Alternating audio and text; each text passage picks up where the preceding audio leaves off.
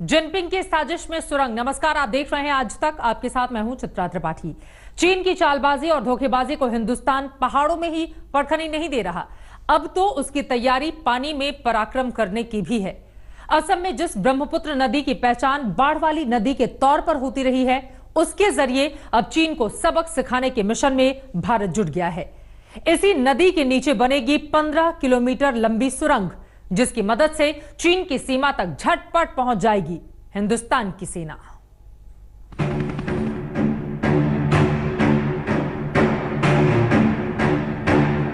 ना नभ, ना थल, ना जल में चीन कर पाएगा तंग। असम में ब्रह्मपुत्र नदी के नीचे बनेगी सुरंग। धोखेबाज और चालबाज चीन रह जाएगा दंग।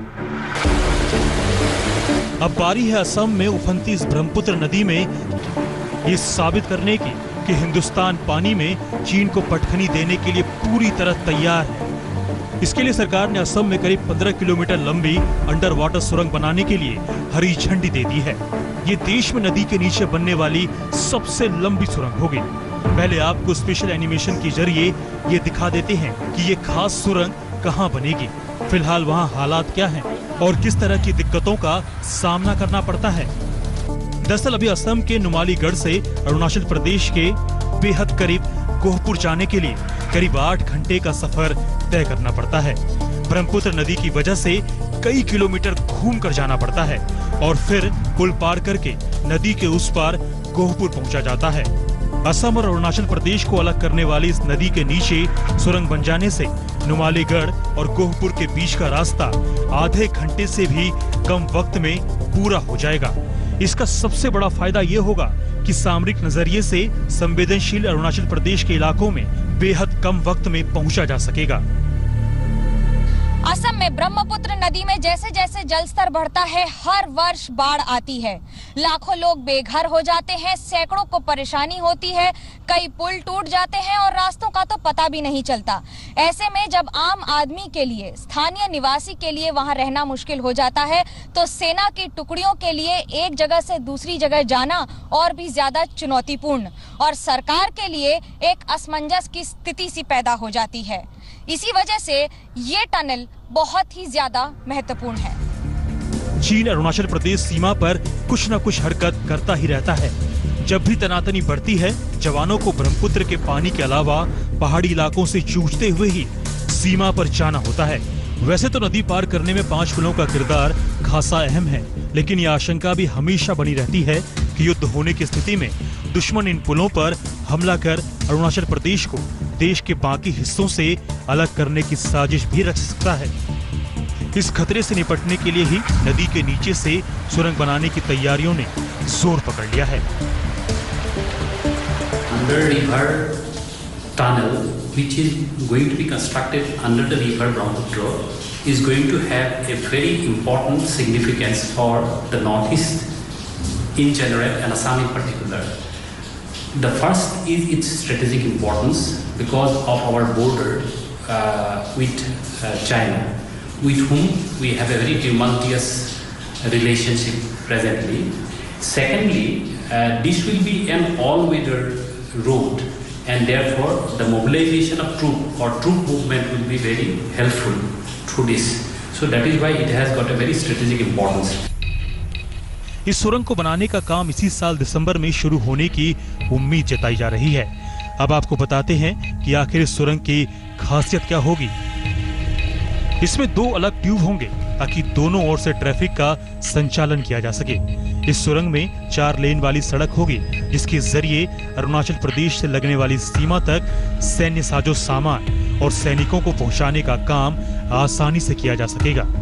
3 चरणों में बनने वाली सुरंग में ट्रैफिक की रफ्तार औसतन 75 किलोमीटर प्रति घंटे तक होगी। इसमें अत्याधुनिक तकनीक का इस्तेमाल किया जाएगा और वेंटिलेशन के भी खास इंतजाम होंगे। Brahmaputra at Bogeyville was some 6-7 kilometer wide before the bridge was constructed there, which was narrowed to 4.9 kilometer for construction of the bridge. The same way it can be seen whether that riverway at the proposed tunnel site can also be reduced to reduce the length of the tunnel and the cost dimension. आपको ये भी बताते चलें कि 3 साल पहले प्रधानमंत्री नरेंद्र मोदी ने ब्रह्मपुत्र नदी पर ही बने ढोला सदिया पुल का उद्घाटन किया था। 9 किलोमीटर लंबा ये पुल भी असम और अरुणाचल प्रदेश को जोड़ता है। इसकी वजह से असम की राजधानी गुवाहाटी से अरुणाचल प्रदेश की राजधानी ईटानगर के बीच की दूरी 165 किलोमीटर तक कम हो गई है। चाइना को प्रोटेक्ट करने के लिए, चाइना को डिफेंस करने के लिए ये जो टनल हो रहा है, टनल से बहुत सुविधा प्रतिरक्षा डिपार्टमेंट का मिलेगा। इसीलिए भारतीय जनता पार्टी का अध्यक्ष होने के नाते मैं सारा असम का लोगों के साथ माननीय प्रधानमंत्री जी को मैं आभार व्यक्त कर रहा है, क्योंकि सारा हिंदुस्तान को सुरक्षा के लिए, साथ साथ नॉर्थ ईस्ट को सुरक्षा के लिए, और जो अष्टलक्ष्मी है, मोदी जी बार बार बोलता है ये नॉर्थ ईस्ट अष्टलक्ष्मी है, नॉर्थ ईस्ट इंजन है और नॉर्थ ईस्ट एक पावर बैंक होगा अगले दिन। चीन को संदेश साफ है, उसकी चालबाजी और धोखेबाजी को देखते हुए हिंदुस्तान कोई कोर कसर नहीं छोड़ेगा। चीन से लगी हर सीमा पर चौकसी और ताकत यूं ही बढ़ती रहेगी। लद्दाख में चीन की चालबाजी सबने देखी है। ऐसे में पूर्वोत्तर भारत में चीन की सीमा पर भी कार्रवाई कई गुना ज्यादा हो चुकी है। इस सुरंग के जरिए जिस रास्ते में कई घंटों का सफर तय होता था, वो अब आधे घंटे के कम के समय में तय होगा। ऐसे में सुरंग की भूमिका जिस कदर बढ़ रही है, उसी तरह सजगता भी ये ध्यान में रखते हुए कि सेना को सीमा तक पहुंचाने में जितना कम समय लगे उतना जरूरी होगा, खासतौर से तब जब पड़ोसी बार बार अपने मंसूबों में सिर्फ और सिर्फ परेशानी ही रखता हो। मनोज्ञा लोईवाल के साथ गुवाहाटी से हेमंत कुमार नाथ, आज तक। आगे बढ़ते हुए अब हम आपको दिखाते हैं चीन की वो बाढ़ वाली साजिश जिससे भारत चौकस है, खुद को परख रहा है, तैयार कर रहा है और हर मोर्चे पर मजबूती के नए मानक तय कर रहा है।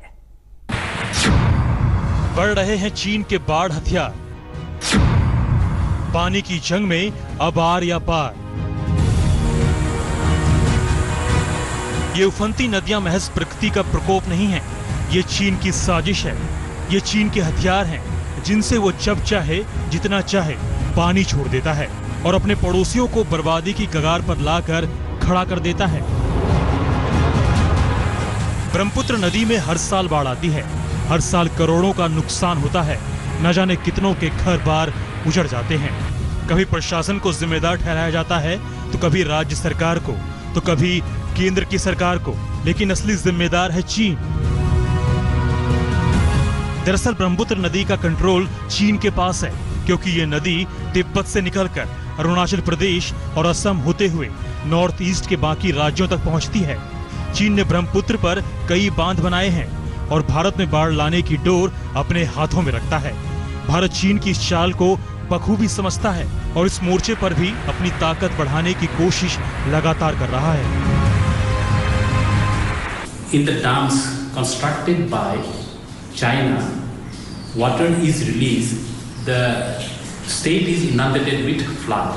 So the road condition is, road movement is blocked. So this will be an answer to that, and that is why I personally feel that this will be a great strategic, it will have a great strategic significance. चीन ने हाल के सालों में तेजी से बांध बनाए हैं। एक अनुमान के मुताबिक वहां 80,000 से ज्यादा बांध है।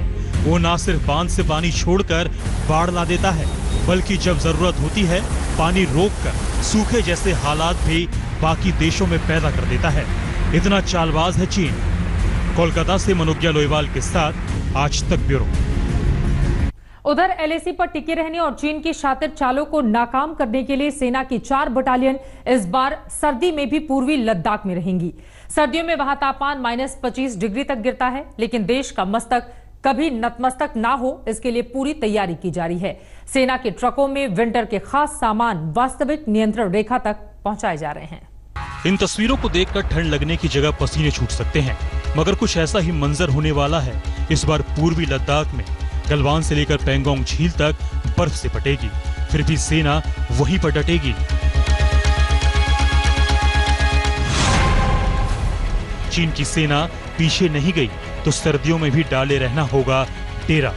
चीन अब भी अड़ा है, इसलिए सर्दियों तक विवाद बने रहने का खतरा और बढ़ा है। फिलहाल करीब 50,000 भारतीय जावाज हैं पूर्वी लद्दाख में। -25 डिग्री तापमान में LAC पर माहौल तपे रहने का अंदेशा।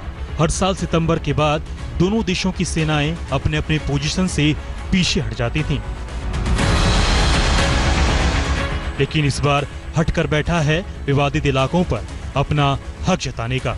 उसके मंसूबे खतरनाक हैं और भारत के इरादे पक्के कि किसी भी सूरत में चीन को कामयाब नहीं होने देना है। इसलिए सर्दियां आने से पहले ही गर्म बने रहने का पूरा बंदोबस्त किया जा रहा है।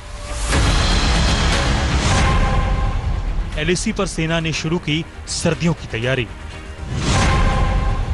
ताकि जाड़े में आगे न आए चीन की सेना,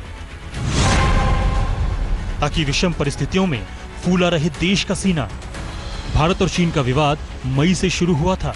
अगस्त आने को है, कई राउंड की बातचीत हुई, हर चैनल से बातचीत हुई, मगर सच यही है, जब तक पिटेगा नहीं तब तक पीछे नहीं हटेगा चीन।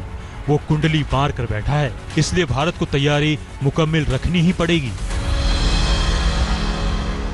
और जो विंटर डिप्लॉयमेंट है, इसका रेडी होना, स्टॉकिंग करना और तैयारी एक डेफिनेट रिक्वायरमेंट है। देखिए, इंडियन आर्मी का जो mountain warfare, high altitude warfare और स्नो वॉरफेयर में एक्सपीरियंस है, वो दुनिया में किसी के पास भी ऐसा एक्सपीरियंस नहीं है। मैं यकीन से ये बात कह सकता हूं कि इंडियन आर्म्ड फोर्सेस के पास में इस चीज का काफी एक्सपीरियंस है, अनुभव है। आपका याददाश्त अगर पीछे ले जा सकता हूं तो ये मैं कह सकता हूं कि सियाचिन ग्लेशियर के अंदर हमारा सेना जो है इतनी सालों से विंटर में भी तैनात है। तो इस वजह से अगर आप देखेंगे तो इंडियन आर्म्ड फोर्सेस के पास इस प्रकार का अनुभव है और जरूरत पड़ने पर विंटर डिप्लॉयमेंट जो है इस इलाके के अंदर, गलवान घाटी के अंदर या पांचपुसो के अंदर भी ठीक तरीके से इंडियन आर्म्ड फोर्सेस कर सकते हैं।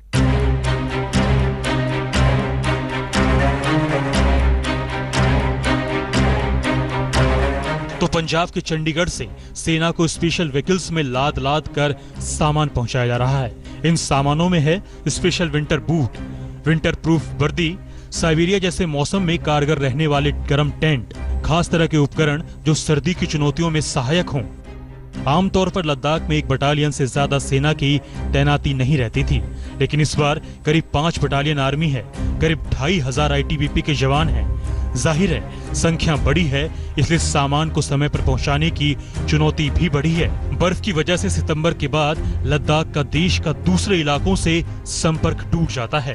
रोहतांग से लेह तक 5 दर्रे हैं जो जम जाते हैं, इसलिए जहां सड़क मार्ग से संपर्क टूट जाता है वहां सेना सितंबर से पहले ही अपनी सारी तैयारी पूरी कर रही है।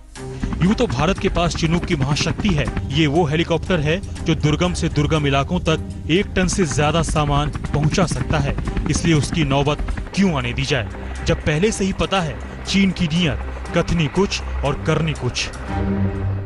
जो जैसे स्नो खत्म हुई थी, मेल्ट हुई थी, तभी से ये चीज शुरू हो गई थी। हमारे लिए जरूरी है कि जोजिला पास और रोहतांग एक्सिस जो दोनों हैं, इनको ओपन रखा जाए और जो जोजिला और रोहतांग के लिए टनल प्लान की गई हैं, जो बन रही हैं, उसको एक्सपीडाइट किया जाए। देखिए, इन इलाके के अंदर में हमारे पूरे सोल्जर्स और एनिमल ट्रांसपोर्ट जितनी है, उसके लिए सप्लाई, राशन, फॉर्डर का एक कैलकुलेशन किया जाता है कि उनकी रिक्वायरमेंट क्या होगी। चलिए आपको पूर्वी लद्दाख की आज की हकीकत बताते चलते हैं। सबसे ज्यादा तनाव पेंगोंग झील पर है। चीन की सेना यहाँ पीछे हटी है, लेकिन हटकर फिंगर 4 से फिंगर 5 पर गई है। लेकिन फिंगर 4 से फिंगर 8 के बीच बनाए अपने ढांचों को उसने अभी तक नष्ट नहीं किया है। वहीं भारतीय सेना फिंगर 2 से फिंगर 3 के बीच है। यूं तो दोनों सेनाएं सड़क मार्ग से 4 से 5 किलोमीटर की दूरी पर है, लेकिन पहाड़ों की चोटियों से दूरी को देखें तो सिर्फ 1 किलोमीटर के फासले पर। मतलब दोनों बड़े आराम से एक दूसरे की हलचल को साधारण दूरबीन से भी देख सकते हैं। इस हलचल में चीन क्या हरकत कर बैठे कोई नहीं जानता। 14 जुलाई को कोर कमांडर लेवल की बातचीत के बाद अब तक स्थिति जस की तस है, कोई बदलाव नहीं आया है। इन 11 दिनों में चीन कई बार वादा कर चुका है पीछे जाने का, मगर वो जाता नहीं है। अभी तक जहां जहां उसकी पोजीशन प्रैक्टिकली वायबल नहीं थी, जैसे कि गलवान वैली में, जहाँ की वैली बैठा था और माउंटेन के ऊपर नहीं बैठा था, उसने विड्रॉ कर लिया है। लेकिन जहाँ पर उसकी पोजीशन स्ट्रांग है, जैसे डेप्सांग में और पंगैंग सो फिंगर्स में, वो क्यों विड्रॉ करेगा इतनी जल्दी जब तक कोई कंसेशन ना मिले। उधर हॉट स्प्रिंग के गोगरा में चीन की तैनाती कम हुई है, लेकिन अब भी वहाँ 50 सैनिक एक दूसरे के करीब 600 मीटर की दूरी पर तैनात हैं। गलवान में जहां चीन को मुंह की खानी पड़ी थी, वहां से उसकी सेना 1.5 किलोमीटर पीछे जरूर गई है। तो वास्तविक नियंत्रण रेखा पर स्थिति तनावपूर्ण लेकिन नियंत्रण में है। चीन नियंत्रण कब खो दे कहना मुश्किल है, इसलिए मुस्तैदी ही भारत का मिशन है और विजन भी।